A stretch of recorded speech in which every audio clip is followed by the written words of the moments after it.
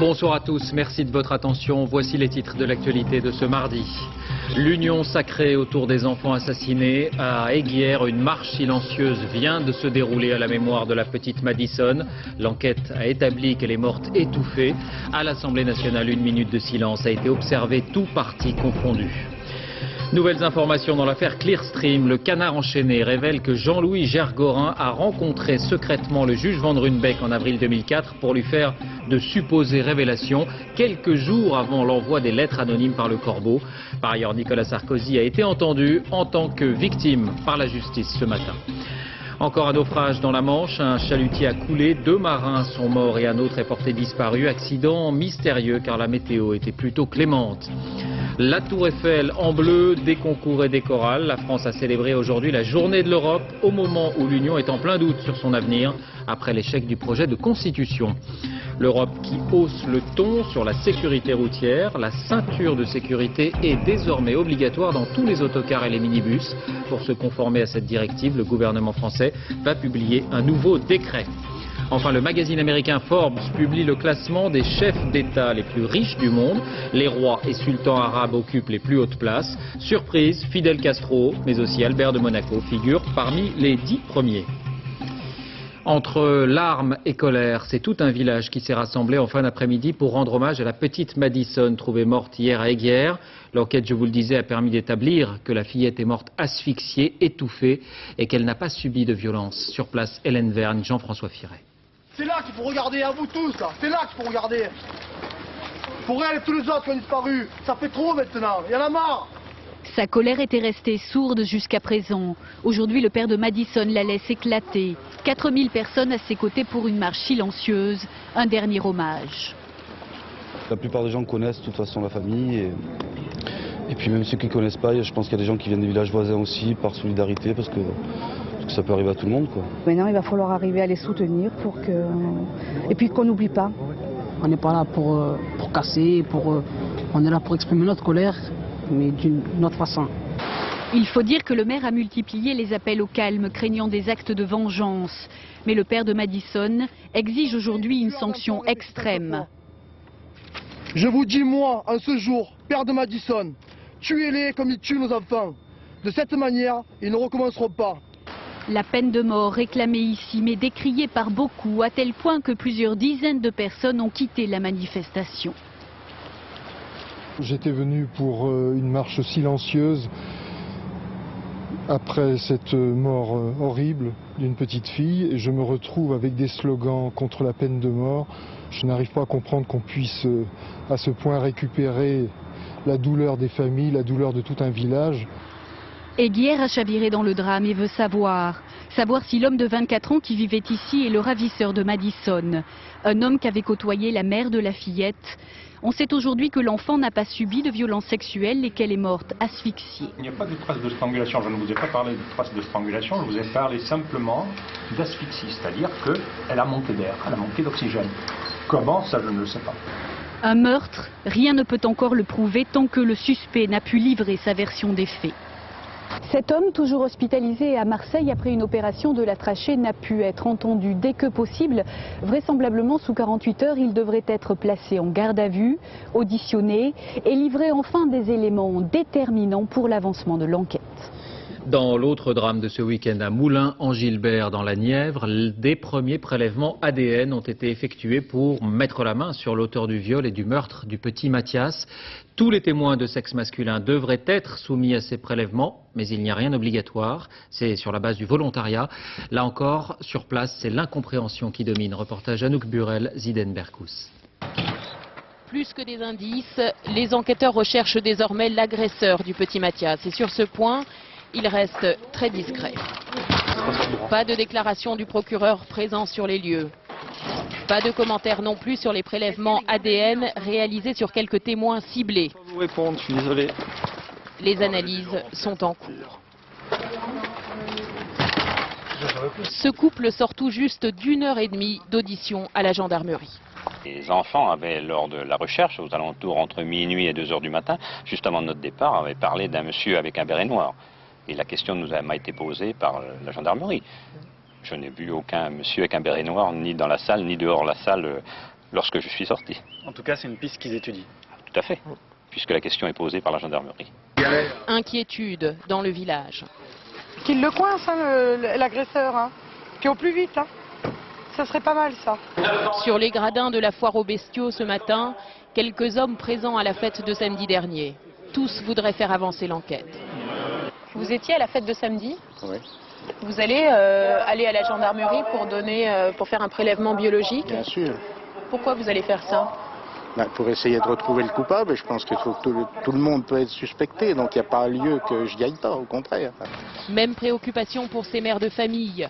Le petit Mathias était le camarade de classe de leurs enfants. C'est affreux, on se dit que ça aurait pu arriver à nos enfants. Vous connaissez le petit Mathias? Oui, je tousse. Bon, oui, un petit peu. Vous avez parlé à vos enfants? Oui, à la plus grande, mais bon, elle... C'était la première rentrée des enfants depuis le drame. Aujourd'hui, dans le village, l'hypothèse d'un agresseur présent dans les environs est pour tous très difficile à supporter.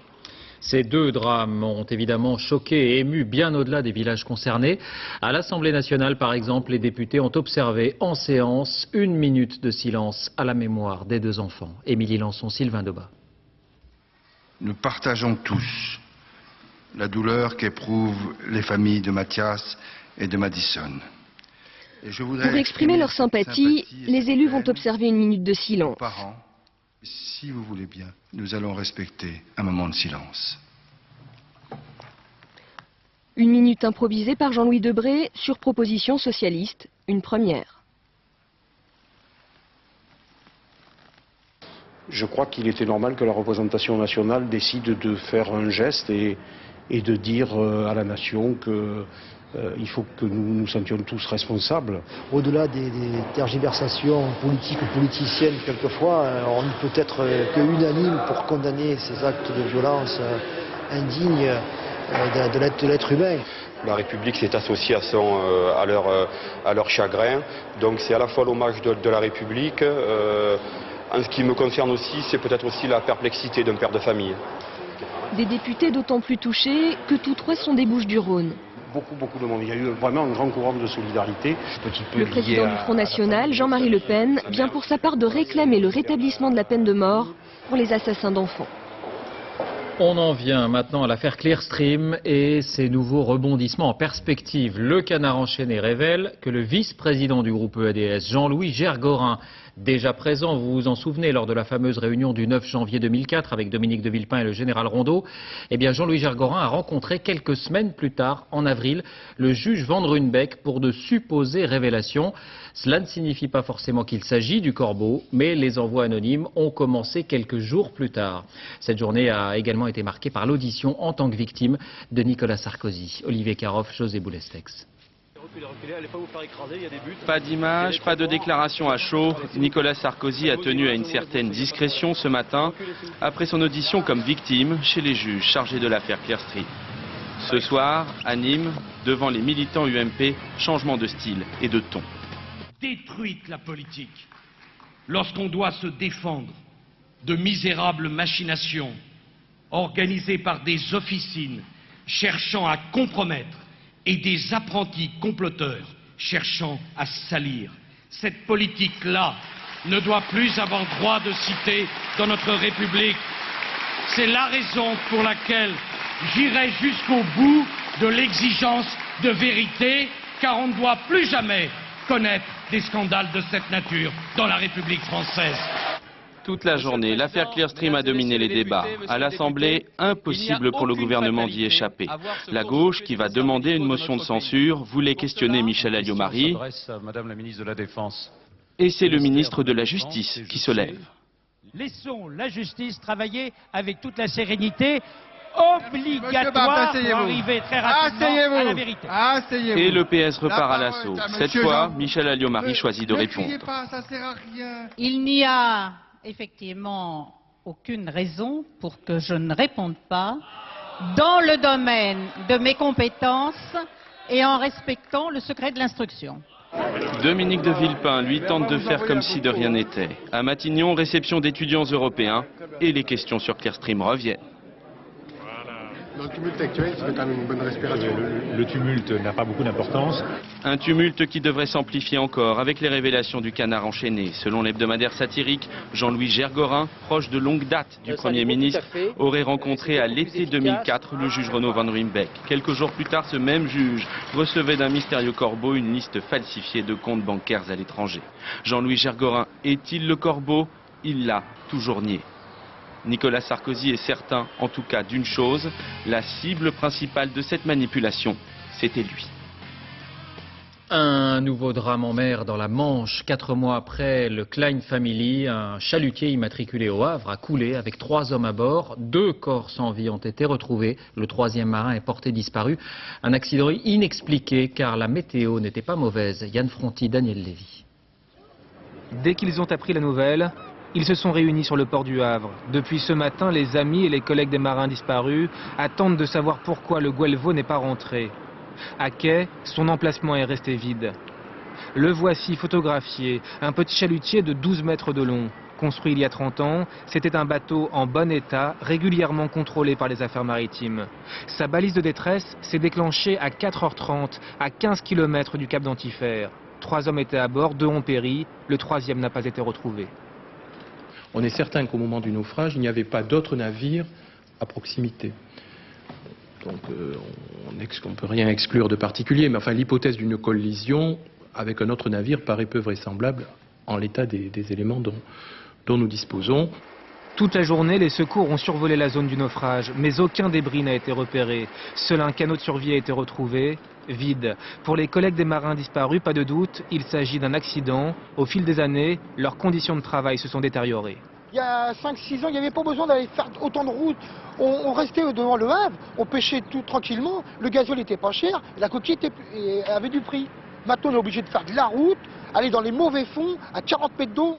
En Manche, les naufrages sont fréquents, déjà 3 cette année, 2 l'an dernier et 3 il y a 2 ans. Une zone à risque, l'une des plus fréquentées au monde, 20% du trafic mondial l'emprunte chaque jour.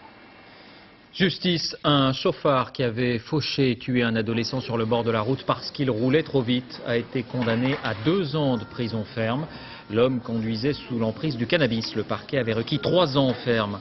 À propos de stupéfiants, ce témoignage remarqué sur la drogue, c'est une jeune femme qui veut attirer l'attention et dénoncer la banalisation dans un livre qui paraît ces jours-ci.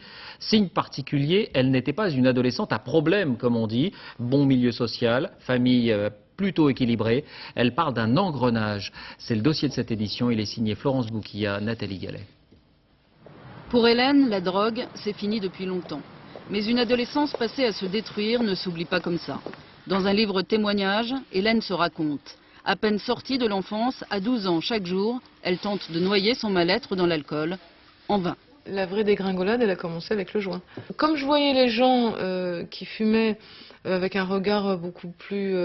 ça avait l'air beaucoup plus simple, beaucoup plus sobre, ça avait l'air moins dégueulasse que l'alcool.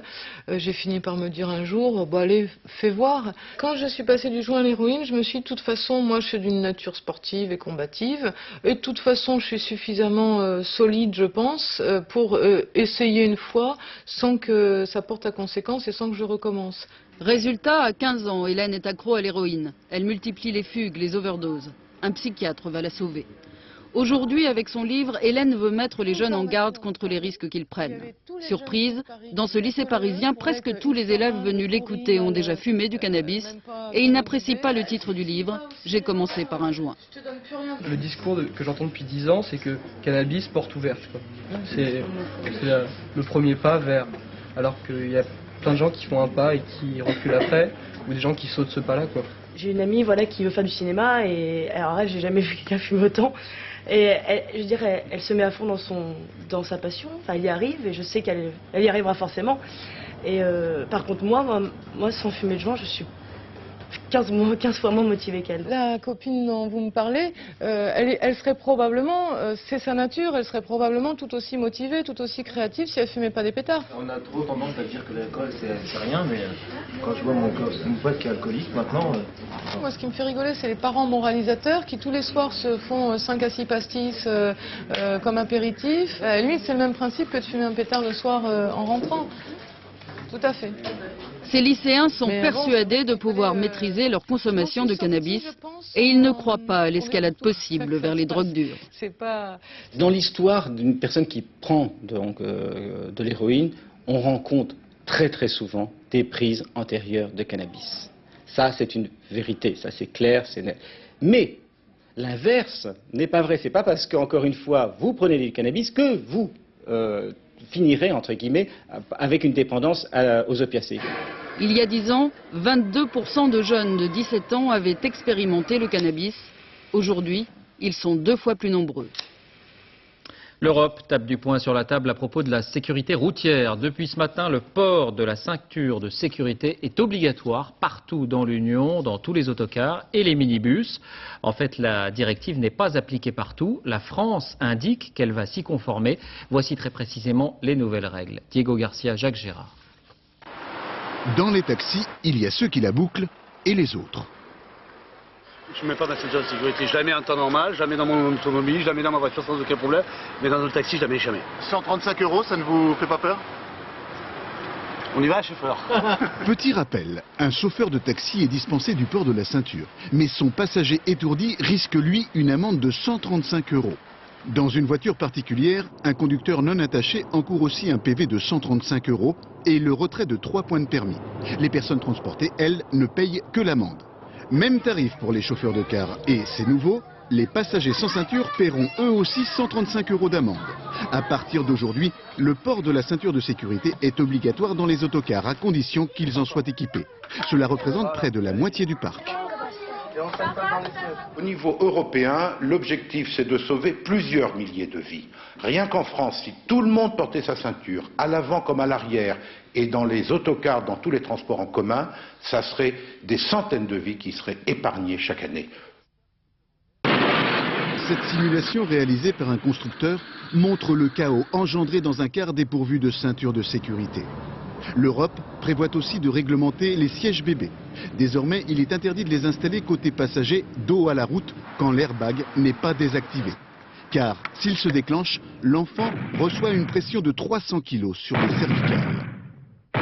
Après la vitesse, l'absence de ceinture de sécurité est la deuxième cause de décès sur les routes européennes. Toujours sur ce sujet, chaque État européen dispose d'une certaine latitude en ce qui concerne les limitations de vitesse. L'Autriche vient de se distinguer en tentant une expérience sur un tronçon d'autoroute. La vitesse maximum autorisée était de 130 km/h. Elle est désormais portée à 160 km/h. Explication Yasmina Farber, Torsenfalk. Le décor de cette autoroute du sud de l'Autriche inspire d'abord la contemplation. Mais à un certain point, elle suggère la vitesse. 160 km/h autorisés, et ce n'est pas un mirage. Une accélération permise dans la province de Carinthie pendant 12 km. Premier commentaire des principaux intéressés. Quand j'ai vu 160 km/h, j'ai été très surpris. J'ai dit 160 ? C'est pas vrai. Et puis j'en ai profité. C'est super. Enfin, j'ai le droit de rouler officiellement à 160 km/h.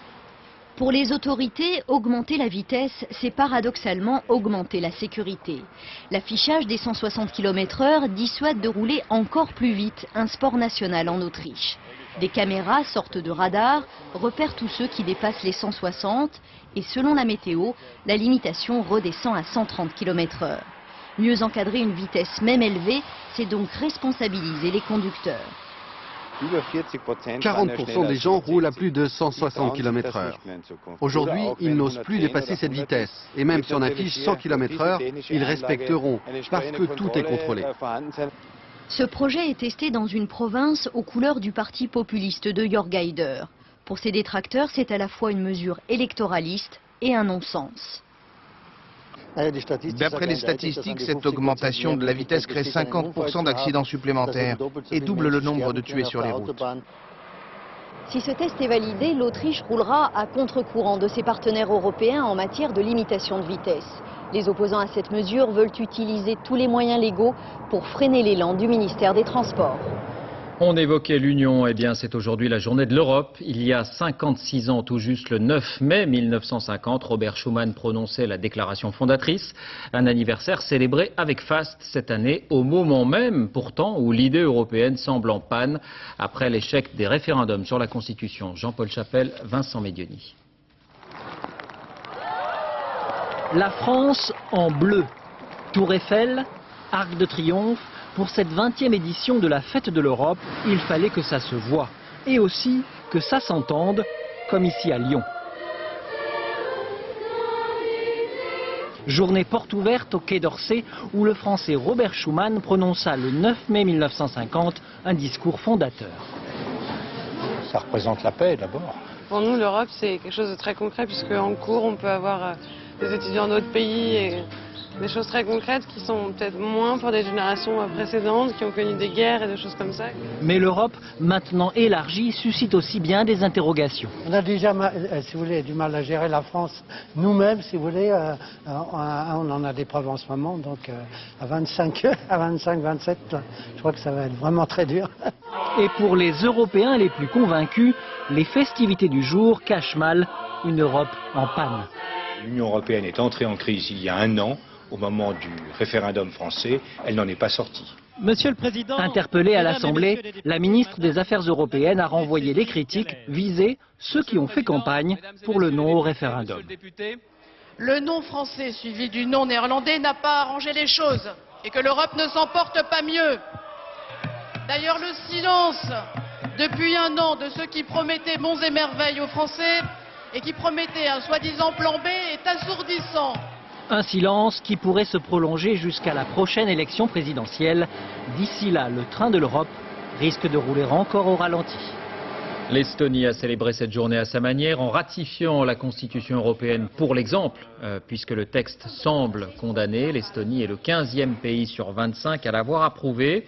Un pays qui, vous le savez, fait partie des 10 nouveaux entrants intégrés dans l'Union il y a 2 ans. Il a bénéficié à plein de l'effet économique, au point que les Estoniens sont maintenant parmi les plus avancés en ce qui concerne les nouvelles technologies. Reportage Anne Poncinet, Xavier Luizet.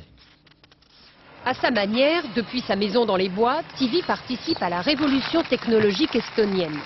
Une fois par mois, 5 km à vélo, jusqu'au point informatique installé dans la bibliothèque municipale, pour ceux qui n'ont ni ordinateur ni internet à la maison. Elle vient vérifier que sa retraite est payée. Ce que je peux faire ici, c'est payer mes impôts fonciers, ma note de téléphone portable et mes autres factures. Tout ce que je peux faire par internet. En ville, une des applications les plus courantes de ces e-technologies au quotidien, c'est le parking payé par téléphone portable. Un appel pour dire « je suis garé » et le paiement s'effectue. À l'école numéro 21, le cours de maths des 6e est terminé. La prof rentre dans le site de l'école, le contenu du cours et les devoirs à faire. Presque tous les jours, mes parents regardent ce que j'ai fait à l'école et les notes que j'ai eues. Ici, ce n'est pas la salle d'ordinateur du lycée, mais celle du Conseil des ministres. C'est le chef du gouvernement qui faisait le guide aujourd'hui, Fête de l'Europe. L'occasion d'expliquer l'objectif de l'Estonie, tout faire par informatique pour réduire la paperasserie et être plus efficace. Dans la rue, c'est encore avec un téléphone portable que les agents vérifient le paiement des parkings. Des agents qui travaillent pour une société privée sous contrat avec la ville. Aucun fonctionnaire ne travaille dans ce service à Tallinn. 15 ans après sa sortie de l'URSS, l'Estonie cultive son image de modernité, avec en prévision pour cette année la plus petite dette publique de toute l'Union européenne et le plus fort taux de croissance. Ce 9 mai est également dans plusieurs pays d'Europe la date de commémoration de la victoire alliée sur les nazis. C'est le cas en Russie, où des milliers d'anciens combattants et de militaires se sont réunis sur la place rouge, notamment pour entonner l'hymne national a cappella.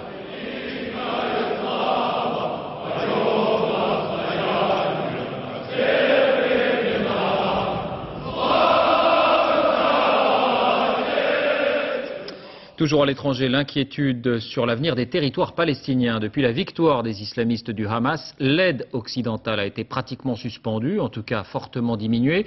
Les ministres des Affaires étrangères de l'Union européenne, des États-Unis, de la Russie, ainsi que les représentants de l'ONU tentent de rapprocher leurs positions.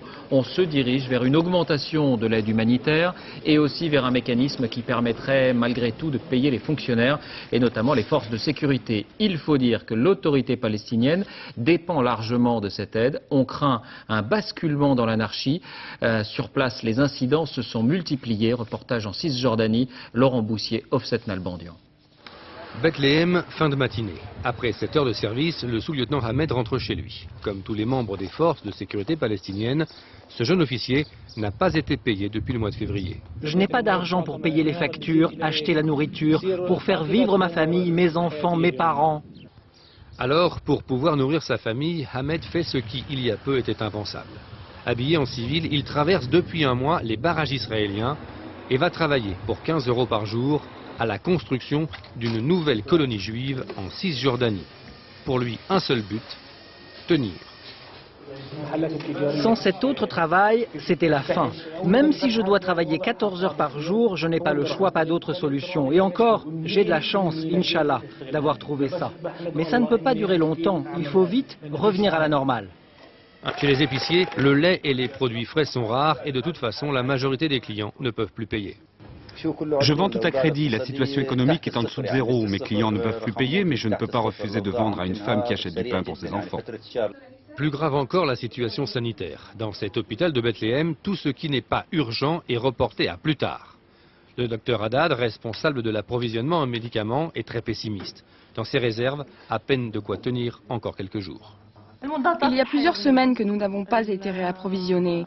Nous manquons déjà de certains médicaments et dans 2 jours, nous n'aurons plus d'antibiotiques. Hôpitaux, écoles, administration centrale, c'est l'ensemble des 160 000 fonctionnaires de l'autorité palestinienne qui sont à bout.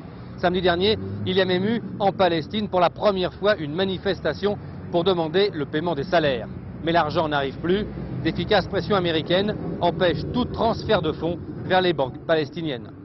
En bref, coup d'État ou coup de bluff, c'est sans doute la deuxième hypothèse qu'il faut retenir après la lettre envoyée par l'Iran aux États-Unis pour tenter de résoudre la crise nucléaire. On en parlait hier.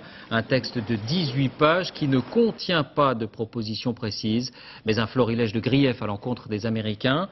La Maison-Blanche indique qu'elle ne répondra pas à cette lettre, mais que la diplomatie reste l'option la plus importante. Hier soir, réunis à New York, les 5 membres du Conseil de sécurité de l'ONU ne sont pas tombés d'accord, pas de résolution en vue sur d'éventuelles sanctions. Pékin et Moscou bloquent toujours. En bref, Zacarias Moussaoui revient sur ses aveux. Sa complicité dans les attentats du 11 septembre est pure invention, a-t-il déclaré. Il réclame un nouveau procès. Requête trop tardive, elle a été rejetée par la justice américaine. L'environnement, les États-Unis précisément, où la saison des cyclones bat son plein. Déjà 610 tempêtes ont été recensées. Elles provoquent de très importants dégâts matériels, mais font aussi l'objet de recherches passionnées par certains amateurs. Profession chasseur de tornades, Alain Chalvron, Aaron Diamond. Ces images spectaculaires de tornades qui font régulièrement le tour du monde ne sont pas dues au hasard.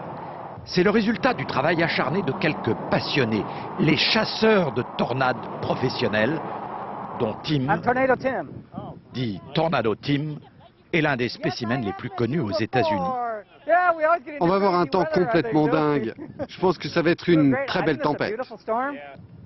Avec ses petits instruments et beaucoup de flair, il sillonne le pays à la recherche des tornades. Nous sommes ici au Texas et les conditions semblent excellentes. Ah, c'est là, regardez là-bas. Effectivement, ici au loin, au-delà de l'horizon, à l'est, il y a bien une tornade qui s'est formée. Mais c'est en face de nous que sont en train de se rassembler tous les éléments d'un beau twister, comme on les appelle ici. Les vents dépassent les 100 km/h et commencent à tourner.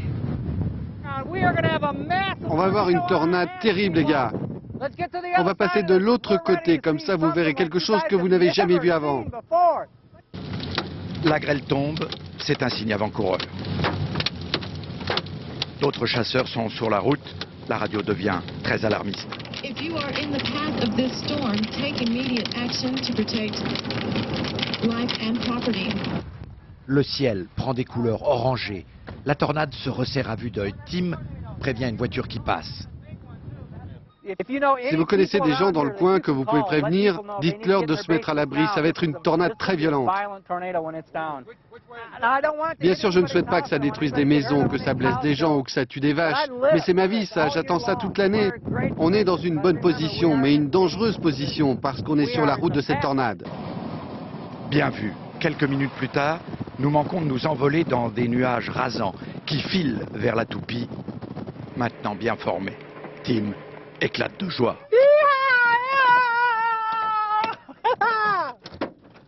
La tornade est grande et belle. De plus, il s'en forme une autre sur la gauche. Waouh, qu'est-ce qu'elle est belle! Cette tornade est vraiment géniale. À l'intérieur de la tornade, c'est moins beau. Les vents peuvent souffler pour une tornade de force 5, rarissime heureusement, à plus de 500 km/h. Après la tempête, le ciel est magnifique, grandiose même. Tim n'a pas perdu sa journée. 300 € la minute d'image vendue au plus de télé possible. Pas de quoi devenir milliardaire, mais de quoi vivre une passion, à courir derrière les nuages. Le magazine américain Forbes publie le classement des chefs d'État les plus riches du monde. Les rois et sultans arabes occupent les plus hautes places. Surprise, Fidel Castro, mais aussi Albert de Monaco figurent parmi les 10 premiers. Christelle Marty. C'est le roi du pétrole. Avec une fortune de 21 milliards de dollars, le souverain Abdallah d'Arabie Saoudite est le chef d'État le plus riche du monde. Talonné de près par le sultan de Brunei et le président des Émirats arabes unis. Un nouveau palmarès qui vient de paraître dans le magazine américain Forbes, réputé pour ses classements des plus grandes fortunes mondiales. À en croire le magazine, le prince Albert II de Monaco serait un beau parti. Avec une fortune d'1 milliard de dollars, c'est le 6e dirigeant le plus riche au monde. Mais surprise du classement, le leader cubain Fidel Castro, même s'il a parfois raté la marche du podium, se retrouve à la 7e place. Il détiendrait 900 millions de dollars, une jolie somme, pourtant contestée par le dirigeant communiste. Ironie de l'histoire, celle-ci pèserait plus lourd que les joyaux de la reine Elisabeth II. Sa fortune s'élève à quelques 500 millions de dollars. Plus modeste, la reine Béatrix des Pays-Bas posséderait 270 millions de dollars. C'est le 10e chef d'État le plus fortuné. En bref, en France, le Conseil d'État rejette la requête des opposants à l'ours. De nouveaux animaux vont pouvoir donc être transférés dans les Pyrénées. Une équipe se tient prête en Slovénie pour la prochaine capture. Dans l'Ain, ce sont les oiseaux du parc ornithologique de la Dombes qui ont retrouvé l'air libre. La menace de grippe aviaire s'éloigne. Les mesures de confinement ont été levées. Sur place, Denis-Sébastien, Philippe Évêque. Premier pas maladroit pour un retour à la vie en extérieur. Ces 40 manchots retrouvent, après plus de 2 mois et demi d'enfermement, leur enclos en plein air. Dès le premier cas de grippe aviaire sur un canard sauvage, le 17 février dernier, ils avaient été confinés. Ça va leur faire du bien au niveau de la lumière déjà, d'avoir du soleil direct, au niveau de l'eau, d'avoir un grand bassin où ils peuvent se laver tranquillement. Petit à petit, ce sont 2000 oiseaux qui sont remis dehors. Le parc est situé en plein cœur de la région des étangs de la Dombe. C'est dans ce secteur qu'ont été recensés la plupart des cas de grippe aviaire cet hiver. Pour obtenir l'autorisation de ressortir les oiseaux, il a fallu auparavant tous les vacciner, une protection valable jusqu'à l'automne. À cette époque de l'année, le risque est moindre. On sera très attentif à ce qui se passe cet été dans le nord de l'Europe ou dans le nord de la Sibérie pour voir si le virus circule toujours au niveau des oiseaux sauvages. En attendant, le printemps et les températures qui augmentent semblent jouer contre le virus. Le H5N1 est beaucoup moins présent qu'il y a encore un mois. La situation sanitaire s'améliore très régulièrement. Ça fait maintenant plus de 3 semaines qu'on n'a pas trouvé d'oiseaux sauvages morts, porteurs du virus de l'influenza. Donc il est normal que les mesures de police sanitaire s'adaptent à cette situation nouvelle et dans le sens bien sûr d'un assouplissement. Assouplissement pour certains éleveurs de la Bresse qui ont obtenu des dérogations pour sortir leurs volailles, à condition de les maintenir dans des espaces clôturés. Mais pour la majorité, le confinement reste la règle, en principe jusqu'à la fin du mois. Un mot de la situation toujours bloquée à François. La grève a été prolongée. Le quotidien est absent des kiosques depuis près d'1 mois maintenant.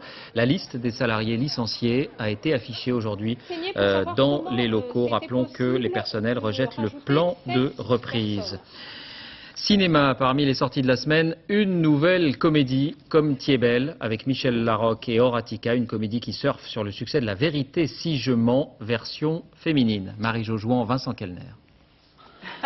Des femmes d'aujourd'hui, belles, drôles, célibataires ou mariées, elles sont 4 copines inséparables. Ok pour le 5. Have fun. Elles sont unies par leur famille, leur vie, rythmée d'histoires d'amour, de régimes à répétition et d'enfants à élever. Je t'embrasse, je suis débordée. Elle a dit non. Mais c'est pas possible, quoi. Hein. Je vais pas aller dîner avec un mec que je connais pas, alors qu'eux, ils traitent comme une boniche pendant qu'ils matent leur foot. Pourquoi cette tête? Leur point d'ancrage, la communauté juive séfarade où la nourriture affective va de pair avec les plats traditionnels. Chacune a amené ses traditions. Oui, je me souviens de David Elmaleh qui a dit « Ah non, chez les Marocains on fait pas comme ça, je suis désolée ». Cette communauté, cette tradition permet à ces femmes d'exister à l'intérieur. Elles sont solides, elles ont des racines, elles ont une famille, elles ont un endroit où pleurer, où se plaindre, où vivre, où être en famille. Mais vous étiez aussi beau tout à l'heure? Absolument pas. Je trouve ça émouvant, moi, la façon dont les femmes se battent aujourd'hui pour essayer d'être libres et d'exister. Et chacune fait différemment, et voilà. Comment tu veux que je trouve un mari en regardant des DVD avec toi toute la journée? Exaspérantes ou attachantes, ces femmes ont forcément quelque chose d'universel. La voiture là, attendez. Regarde comme elle négocie, je le crois pas. Je suis débordée, moi, vous savez. Hein. Je pense qu'il y a beaucoup de femmes célibataires comme ça qui vont se reconnaître dans ce moment un petit peu. Elle a du mal à concilier sa nouvelle vie de célibataire et puis sa vie de maman. Et les hommes dans tout ça exclus? Non, quelques coups de griffe assez justifiés. J'en connais, moi, des gens comme ça, mais qui ont beaucoup de charme et beaucoup d'humour. Et qui ont des côtés très lourds, comme ça. Très lourd, à l'opposé de cette comédie romantique et chaleureuse, comme ce cœur de femme, orchestré par une réalisatrice qui a mis un peu de sa vie dans chacun de ses personnages. Sortie demain donc, fin de ce journal. Merci de l'avoir suivi. Tout de suite la météo. Patrice Drevet, le soleil revient. 20h50, un film inédit, Après vous, avec Daniel Auteuil, José Garcia et Sandrine Kiberlin. À demain.